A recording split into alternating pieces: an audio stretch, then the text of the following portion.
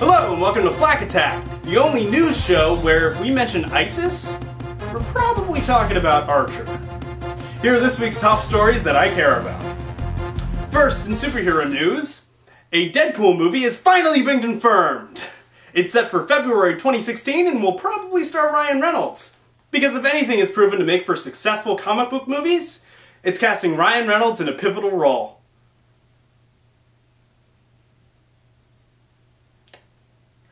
Michael K. Williams, who is best known for playing Omar on The Wire, recently expressed interest in playing Black Panther for Marvel Studios.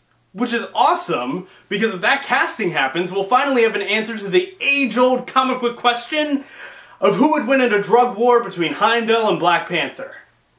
Because when you come to the King of Wakanda, best not miss. All in the game. That was a reference to The Wire. If you didn't get that, you should go watch more TV. Fox recently revealed that they will be releasing a new version of X-Men Days of Future Past called the Rogue Cut, which will add back in a bunch of scenes featuring the character of Rogue, which is great news if you were Anna Paquin's parents. Oh, Anna, honey, I saw that X-Men movie you were in, and it was great. I loved Hugh Jackman. He was wonderful, but I couldn't find you. I looked all over. I sat through the entire 2.5-hour movie. I looked I panned the screen. I looked around. You weren't in the background. You weren't even a tree or anything. I thought you might have been a tree in that one scene with the magnetic fella, but you weren't in that scene. What happened? You appeared very briefly at the end there with that Animorph fella. He was nice, but I went to see you and you weren't there. Your name was in the credits. What happened? I mean, and you know that me and your father can't go see that True Detective show you're in because the vampire stuff is just too raunchy and it's too violent, okay? So we were hoping to sit down and watch a nice superhero movie and see our baby girl, but she wasn't in it. She wasn't in it. In related news, Bryan Singer was recently confirmed to direct X-Men Apocalypse, which, in addition to Days of Future Past cast members Jennifer Lawrence, James McAvoy, and Michael Fassbender, will also include younger versions of the characters of Cyclops, Jean Grey, and Storm. Because if Bryan Singer is good at two things, it's making X-Men movies and properly utilizing inexperienced teens. Next up in movie news, Alex Winters is hopeful to return to the Bill and Ted franchise as a middle-aged man who was once destined for greatness and then toiled away in obscurity for years. Oh, and he's also probably going to play Bill Preston again. So, William Shatner is rumored to appear alongside Leonard Nimoy in a pivotal scene in the upcoming Star Trek III, directed by Robert Orci, which might seem like a cheap ploy to get fanboys to see the movie, until you remember that Orci also wrote the first two Star Trek movies and Amazing Spider-Man 2. At which point it becomes clear that this absolutely is a cheap ploy to get people to see the movie, because that's all Orci fucking does with his scripts!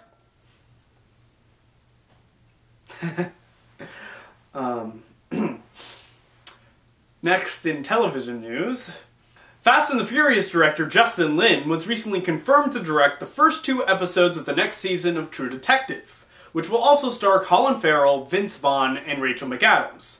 So instead of the dark, existential horror noir that was the first season, expect next season to be one long, outrageous car chase starring Bullseye, Fred Claus, and Regina George. Which honestly sounds kind of awesome. And finally, this week marks the 10th anniversary of the show Lost, which brings me to tonight's rant. Okay, so let's talk about Lost for a minute, shall we? By show of hands, how many of you thought Lost was primarily a mystery show? You actually rose your hand. I'm on a computer. You don't actually have to listen to me. But anyway, it's fine, whatever. For those of you who actually did raise your hands, First of all, you look like a dumbass. You're sitting at a computer. What are you doing? Second of all, you're wrong. Lost was not a mystery show. That is the thesis of this rant, if you will. Lost was a character show that happened to have mysteries, and this is a key thing that everybody seems to miss.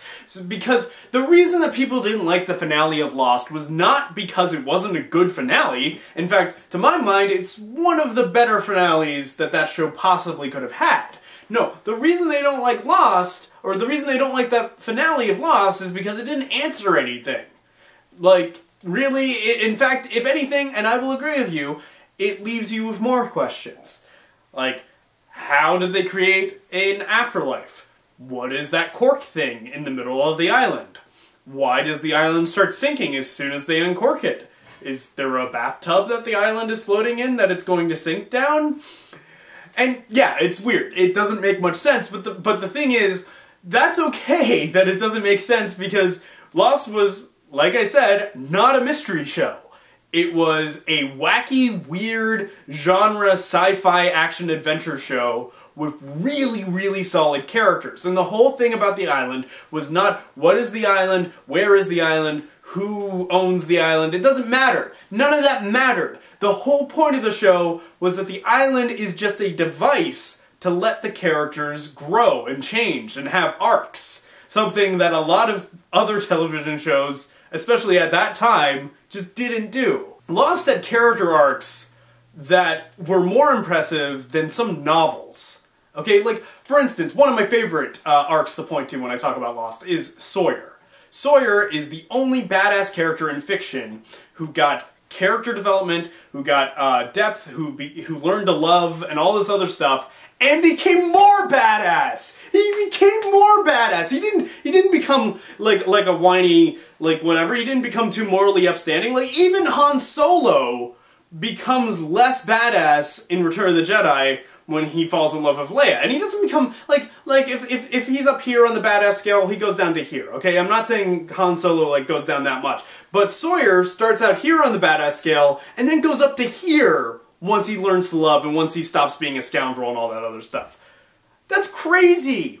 Look at John Locke. I'm sorry, I just need to talk about, like, John Locke's character arc is just, you know, he starts out as a guy who's kind of sad and stuff, he finds some hope, and then he dies for nothing. That is so depressing and sad and awesome. Because it is just so real, and it's braver than a lot of things. And that's the other thing about Lost, is that when Lost killed off a character, their story was over.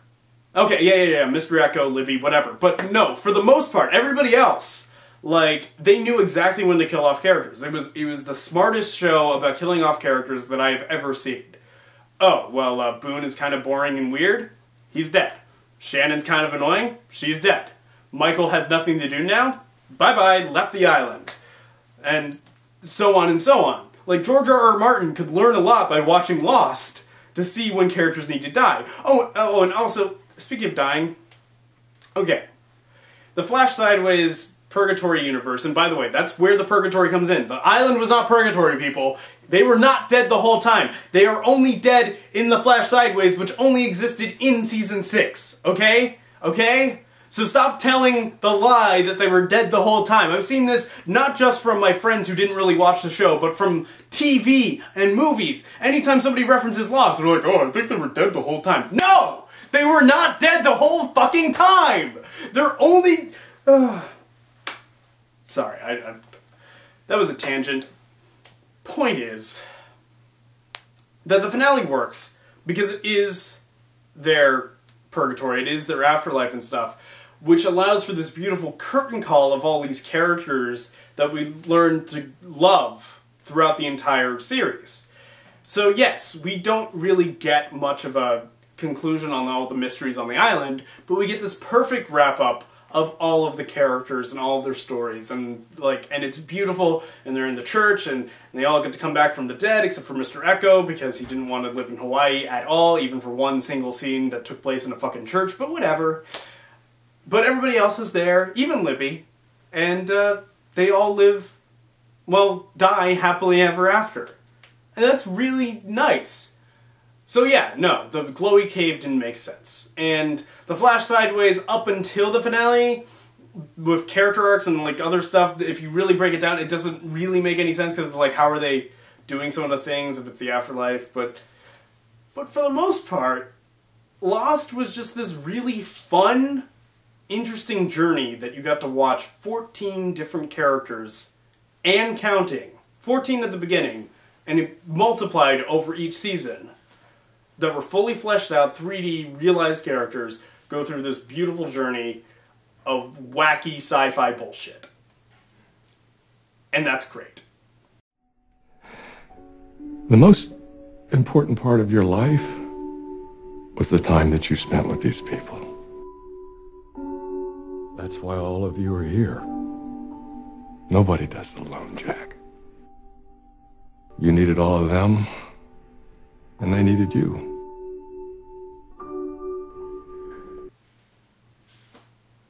But yes, Breaking Bad and The Wire are still better shows.